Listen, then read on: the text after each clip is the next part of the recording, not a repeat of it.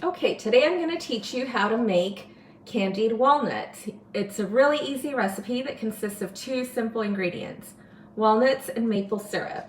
You're going to love the way your house smells when you're making these, and they taste so much better than the store-bought kind. This is a recipe you can use year-round. We use them in salads as dessert toppings, and they can even be gifts during the holidays or a snack for yourself. So let's take a look at what you'll need to make these walnuts. Here we go. Okay, so you're going to need a nonstick skillet, and you're going to want to turn that up to medium heat. You're going to need a cookie sheet lined with either parchment paper or a silicone baking mat, and a rubber spatula. And of course, 1 cup of walnuts and 1/4 cup of maple syrup, real maple syrup.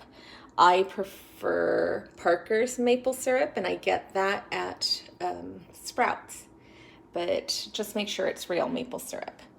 Okay, so we're gonna go ahead and add our walnuts to the skillet and spread those around evenly. Okay, now you can go ahead and add your 1/4 cup of maple syrup, and you're going to want to coat your walnuts thoroughly in the syrup. Perfect.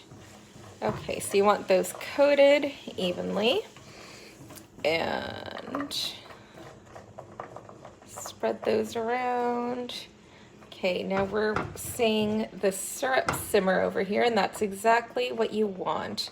If you see that your maple syrup is burning, your heat might be up too high, so you'll want to adjust that and lower the heat.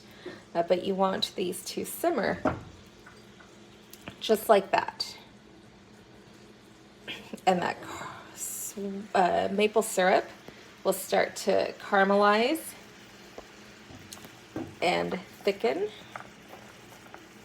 So just keep your walnuts in there and toss them occasionally to get that thick caramel all over them.